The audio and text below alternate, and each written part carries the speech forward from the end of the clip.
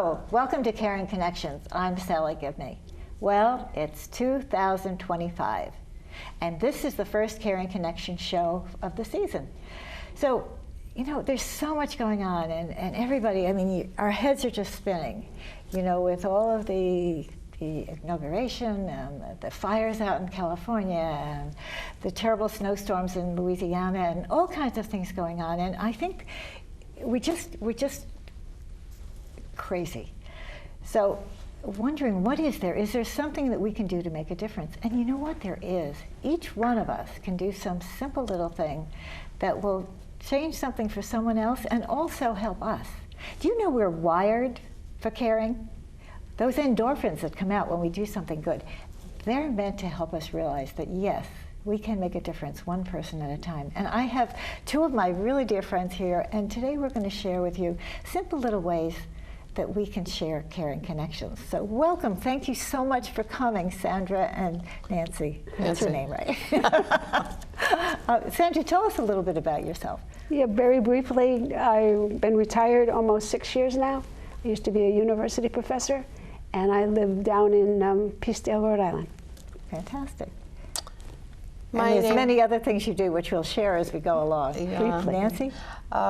I'm just a mom, a grandmother, and I enjoy, you know, community service, and so I spend a lot of time in that arena. Yeah, and don't ever say just, because being a mother and a grandma and a community volunteer is huge. And that's really what we're going to talk about today, how being who you are and who each of us is, that's how we can really make a difference. Sandra, you were saying something you were sharing with me about the state of things right now. Well, late last year, the Surgeon General of the United States issued a report. You know, they write a lot of reports. It was the Surgeon General who first talked about smoking, heart disease.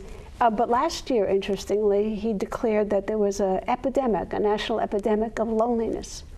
And the impact of that really on people's health is, as if you're lonely, it's as bad for you as smoking. You know, it's got huge health impacts and huge mental health impacts. And I think realizing that, and the problem is so prevalent among the young, the middle-aged, you know, the people who are working and not, it does sort of have you ask the question to yourself, well, why is that? Yeah. And what might I do about that? I mean, I think we've all been lonely. Yeah. Like I can say, you know, a number of instances, and I think back to the ways that people tried to help me, you know, what I found so helpful about human connection. Yeah, so it's so important, and especially today. And I think there, as we were saying, there's so much going on, and people are lonely just being lonely. But there were other things where people had a lot of losses and a lot of things. Nancy, you've gone through something recently, and yeah, my husband passed last year, leaving me alone in a house with all the responsibility of the house, and not really feeling like I had a reason to get up some days. I did, but it really took a lot of adjustment. Well, it's very hard, you know, and especially going through the holidays. I mean, having lost Bob was a while ago, but still, you know, it's just not the same, and you have to put on this face, this, you know, go forward through things. And you know, I find that it's really easy when you're busy. Busy is the key for my world anyway. And so the holidays did that for me, and I was able to stay focused on the family gatherings that I was planning, you know, the gift buying at Christmas, and so that really was wonderful because I was with my family and with my friends a lot.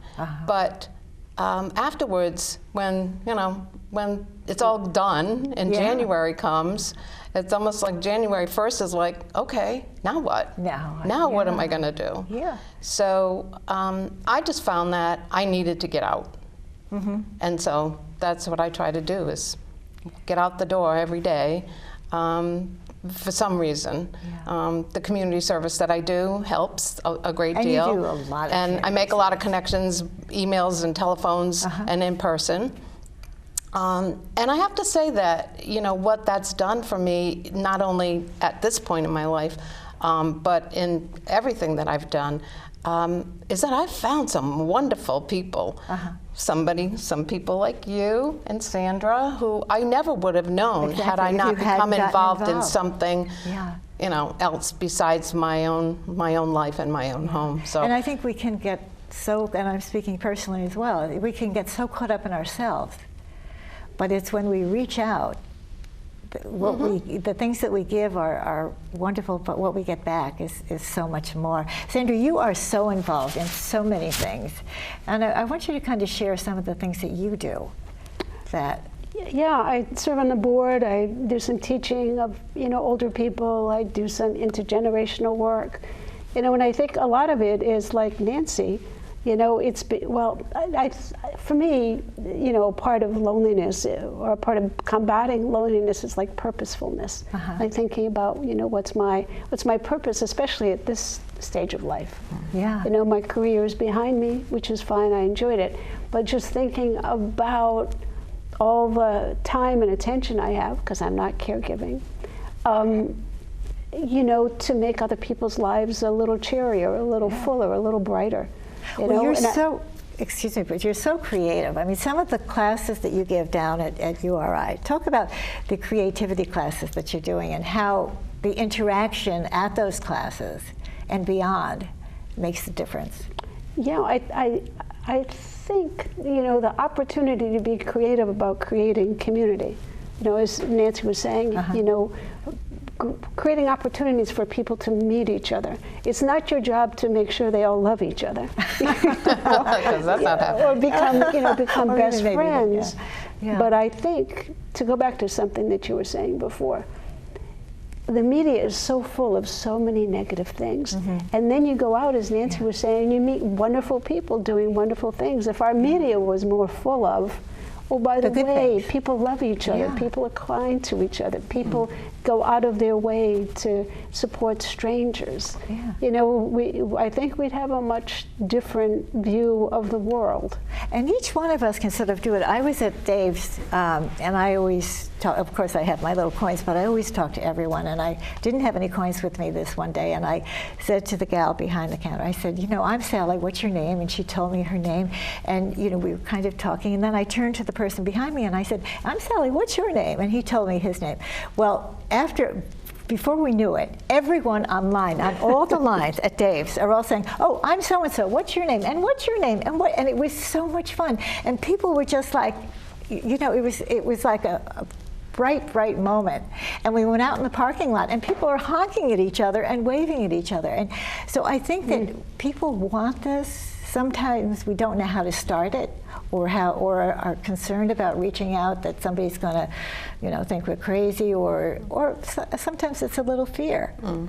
But if we can just kind of let it out, let it happen, it's amazing how that does happen. You know, it's really crazy. Nancy, you have been very active with Emmanuel House, and talk about that a little bit. Well, our church made a commitment to Emmanuel House in an effort to help the homeless in a direct way. And so once a month we serve a dinner meal, a supper meal at Emmanuel House. And which is, some people may not know. It's a homeless shelter in Providence that's run by the Diocese of Providence. And so they rely a lot on other parishes doing what we're doing, which is providing a full meal, and then, you know, we provide some snacks and fruit that they can put in their bag for the next day to get them through. And so it just started as something that our social action committee wanted to get involved in. Let's find a way to help the homeless, and this was our answer. But, you know, I took on the responsibility of coordinating all of the donations, because the parishioners donate what is served. And we're talking about 90 people. Yes. It's a big organization that goes into Emmanuel House. So and it's interesting. actually, at a recent meeting, a new person came to the meeting, and it was one of the people who I have been communicating with via email.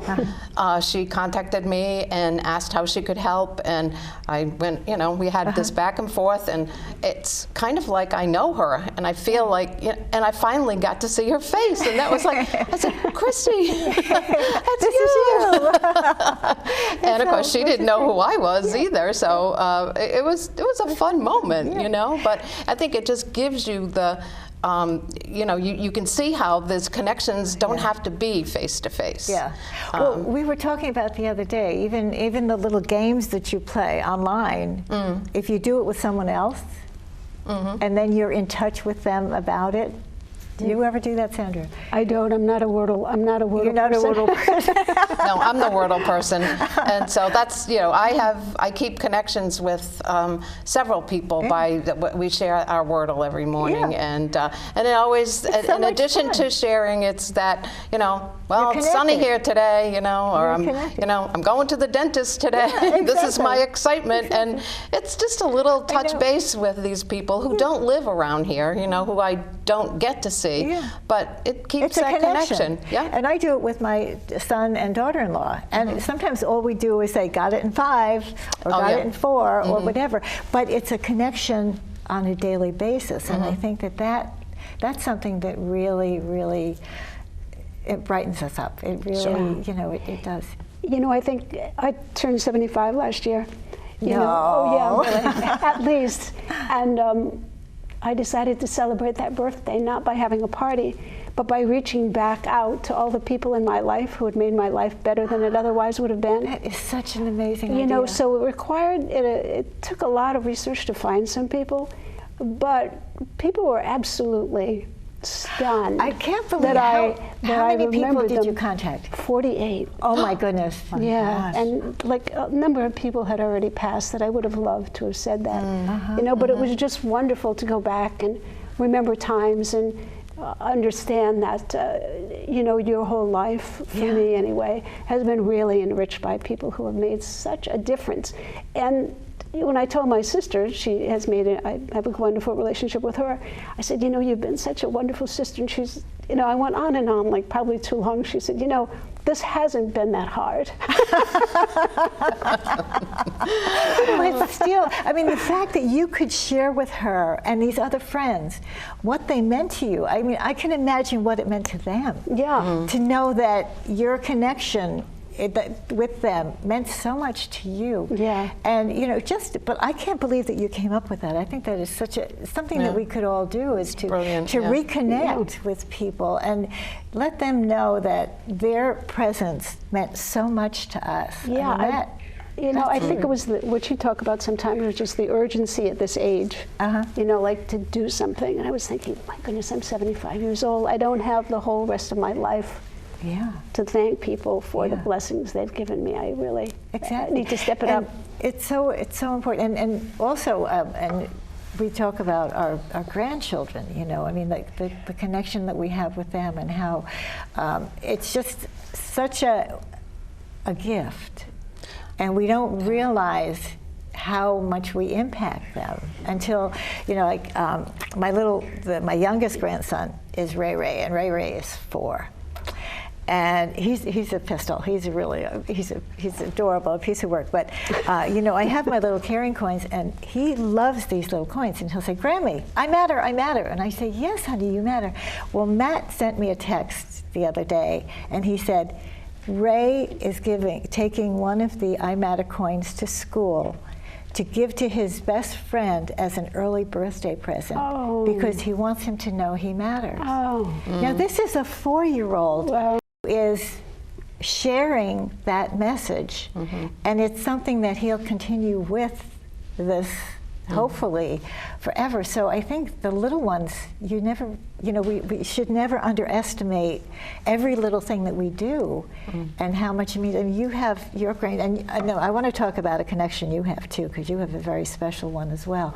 But your grandchildren, you have such an incredible connection with them. Yeah, I think I do. And unfortunately, they don't live close by. Well, they're not that far away. I mean, it's a drive. Yeah. But both of my children and all of my four grandchildren live in Connecticut, and it doesn't take any effort when when you care so much and you love them so much. And I have to say that COVID was a blessing in many ways, and it's hard to think of it that way, but we don't talk to each other anymore unless it's FaceTime or unless they're in the car, and it's obviously not a good time to be. FaceTime is amazing. So FaceTime, I think, has, Except for sometimes me, my hair doesn't look that good, and they call and I'm like, why are you FaceTiming? But I get things like, having a bad hair day, huh, Graham? I'm mugga, actually I'm mugga. But, we connect constantly, and sometimes it's not, with a long conversation. No, just a little something. Just a little something, and it goes both ways, and it's just, it's wonderful. It is a wonderful blessing. It is. Weston called one morning. It's 7 o'clock in the morning. My phone rang, and it was like, oh my gosh, who's calling at 7? Especially when it's your son's phone. And I thought, and I picked it up, and I hear, Grammy, it's me, Wes. I'm wrapped up in the blanket you gave me, and I just wanted to call and tell you I love you. So, I mean, these little things. Now, Sandra, you have a connection with the young man, and you share something every day with him, don't you? Yeah. Somebody I met in band. We're both in the... Oh, that's another thing. You have to talk about your band. We're both members of a band, community band, and we just hit it off the minute we met. He was 12 then. And we just have the same, I have a 12-year-old sense of humor. So that helps, yeah. It really does. That's a great sense of humor, by the way. It really does. So yes, we have this wonderful, wonderful relationship. He's very interested in music and the arts, and has a little trouble in school because he doesn't fit in. He's kind of like a serious young man, So we go off and we have goofy adventures together. But didn't you have something where you share something every day? He for my 75th birthday decided to be in touch every day for 75 days with a little piece of music he played. Oh, wow. So he played bongos, he sang, he danced, he played his saxophone, he has a little piano for 75 days in a row. Does he send you an email? Or like a little voicemail thing his mom would help with, and I would send him a really dumb joke or a riddle or a puzzle. I know you've told me some of those jokes. Back and forth. And Isn't that great? it was just amazing. And I think that's the other part of it, to recognize in kids when they're caring and to sort of celebrate it. Yes. To say, not like good job, because we're always saying good job to kids, but I think it's such an important value. They have so many other things that are emphasized, like being good in school and being good on sports and being attractive, but focusing on on their ability to connect and be concerned and care about others, I think is, and not in a preachy way, because I don't like preachy, but maybe by example, I guess. But even just a little text, I'll send a text to one of my grandchildren saying, I'm so proud of you, or if they do something, heard about that, good, and even good job. That's, it's just that connection. And like Alan, I do that a lot with him, and he always comes back and it's just thanks.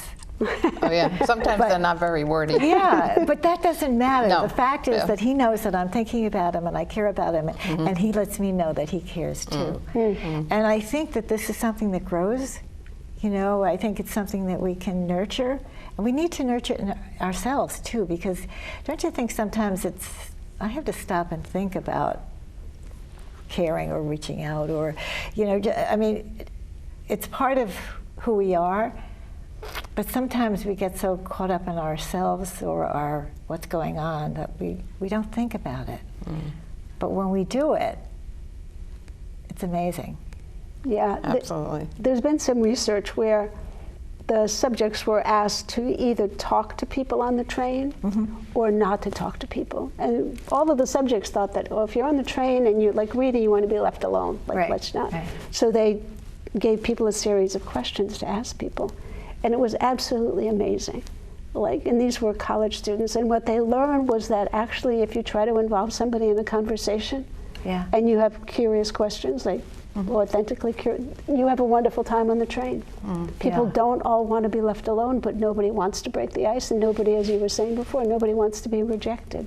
Yeah. You know, but it was an amazing experiment. And I know you both too, but I find, because I talk to everybody, and my kids say to the grandchildren, don't talk to strangers unless you're with Grammy. but it, you know, and I do find that, and sometimes people don't, you know, some people do, and that's fine. And it's not personal. No. But it's just a matter of opening up and you know, reaching out, and because I think we all can feel alone, and we can all hesitate to do something. And you know, it's another wonderful connection that I was thinking about are the pets. You know, how animals, I think God gives us animals to give us that unconditional love that we all need. You know, I think they're little angels. You know, I live at Laurel Mead, and there are maybe, I think, 10 or 12 dogs there. And I can't tell you, you see them coming along, and people are so generous with them. I mean, they'll let you stop and pet them and do whatever. But it's, you know, they're so happy to see you, and it just opens you up. And I think pets give us an example of that unconditional love that we all need. I have a lot of people walk their dogs around my neighborhood, and it's really, dogs are huge conversation starters. Oh, yeah. Dogs and babies, you know? Yeah. So, you know, I find that really interesting. Like, if the person was walking, you might not really engage any kind of conversation, but when you see the dog and the dog wants to come and see you, then it's like, okay, we're in. All of a sudden it starts up, and it isn't like you're hesitating or whatever, because, and I always, you know, is it all right if we pet them? Because the kids love animals, and they would just go right up to them, and I always say, is it all right? You know, because you never know, they could frighten the dog, you know, just especially face to face, it can be very frightening. But there's just something about an animal that, as I say, I think they're angels, you know, that God gives us to give us that unconditional love and to teach us about it. You know, and there's a really good reason why, you know, we have the, I don't know what it's called, but, like, you know, when you have a dog that's, well, cleared to be a visitor in nursing homes or hospitals, you know. No, it's not just service. I can't remember what the name of it is. Well, they are service dogs. But that's, you know, it reinforces the value of connection with animals. Absolutely, and some nursing homes even will have a dog or a cat, and the cats that live there, and it's amazing how the animals sense when someone needs them.